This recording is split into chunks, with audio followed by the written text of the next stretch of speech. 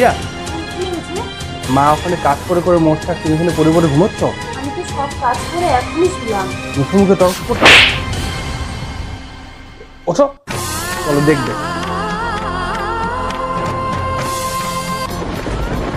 তুমি বিশ্বাস করো, আমি সব কাজ করেই তারপরে শুয়েছিলাম। তুমি মাকে জিজ্ঞাসা করো, তুমি আমাকে হয়তো ভুল বুঝছো। মাকে আমি কি জিজ্ঞেস করব? আর তোমার থেকে এখন আমি ভুল সঠিক শিখবো? তাহলে হয়তো আমারই ভুল। থাক না বাপু, তোরা আর তোদের নিজেদের মধ্যে ঝামেলা করিস না। যা, বৌমাকে নিয়ে ঘরে যা। যাও তুমি এখান থেকে।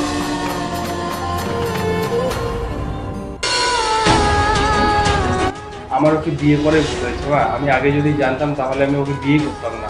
ওর জন্য আমি ক্ষমা চাইছি তোমার কাছে, তুমি আমাকে ক্ষমা করে দাও please। থাক না বাবা, এই আমার ভাগ্যি, আমার কপালের দোষ তো আর খণ্ডাতে পারবি না না মা, তুই। আমি ভুল করেছি।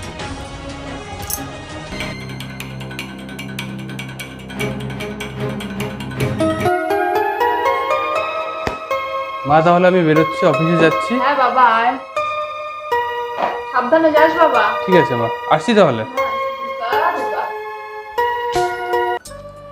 তুমি দুপুরে খাবারটা খেয়ে নিও। থাক। আজও আমাকে একবারও বলে গেল না। কেমন কি আমি ভুল করলাম তাই যে আমাকে বলে গেল না? হয়তো আমারই কোনো ভুল ছিল।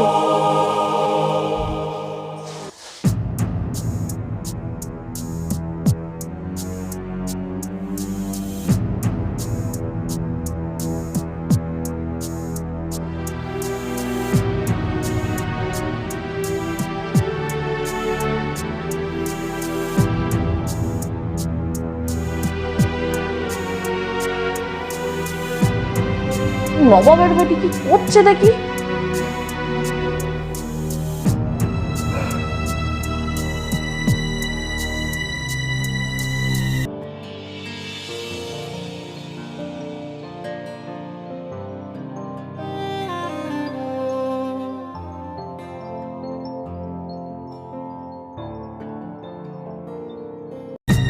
ভাত কি হলো? না মা, সবে মাত্র জলটা ফুটেছে, এখনো চাল দিইনি।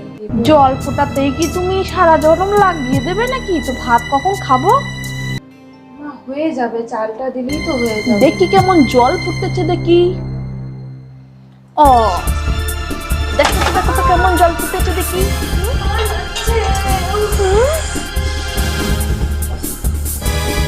আচ্ছা মা, এটা তুমি কি করলে?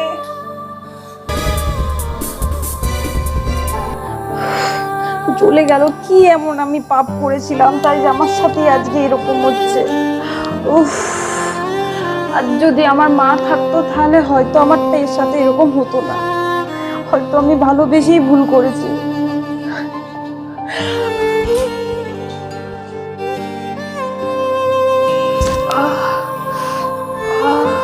হঠাৎ বুকের পাশটা তো ব্যথা করে উঠছে কেন বাবু?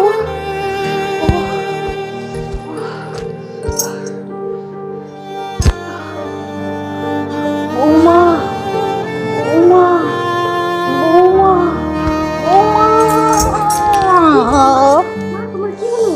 মা কি হলো তোমার? হ্যাঁ, তোমার সাথে করা সব অন্যায়ের পাপের ফল আমি ভুগছি বৌমা। মা তুমি এসব কি বলছো? তুমি চুপ করো, তোমার কিচ্ছু হবে না।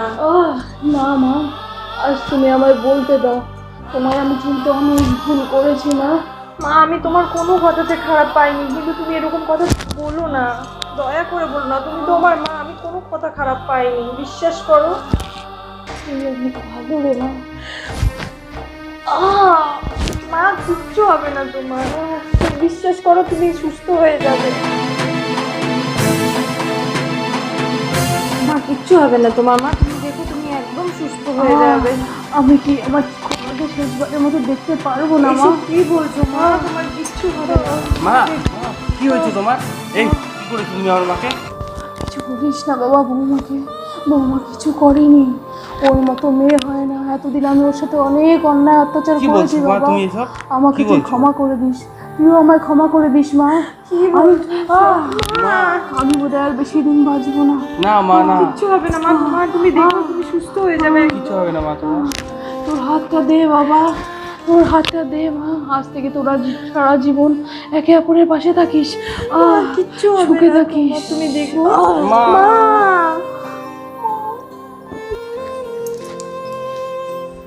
সো বন্ধুরা, আজকের ভিডিওটা এখানেই আমরা শেষ করলাম। তোমরা যে দরজার শাশুড়ি পার্ট 1টা দেখেছো, সেটার পার্ট 2 এখানেই আমরা শেষ করলাম। তো যারা আমাদের চ্যানেলটিকে নতুন দেখছো তারা অবশ্যই আমার চ্যানেলটিকে সাবস্ক্রাইব করে দিও, আর পাশে থাকা বেল আইকনটিকে ক্লিক করে রেখো, যাতে আমাদের কোনো নতুন ভিডিও আসলে তোমাদের কাছে ফার্স্ট নোটিফিকেশন চলে যায়। আর একটা কথা তোমাদেরকে আমি বলতে চাই, এই যে ভিডিওটা আমরা বানালাম সেটা শুধুমাত্র বিনোদনের জন্য বানালাম, তো এইটাকে কেউ পার্সোনালি নেবে না। আর আমার ভিডিওটা তোমাদের কেমন লাগলো সেটা অবশ্যই আমাকে লাইক, কমেন্ট অ্যান্ড শেয়ার করে জানিও। তো আর তোমাদেরকে আমি আরেকটা কথা বলতে চাই যে শাশুড়ি আর বৌমার সম্পর্ক সবসময় সুষ্ঠু ও সুমধুর হওয়া উচিত।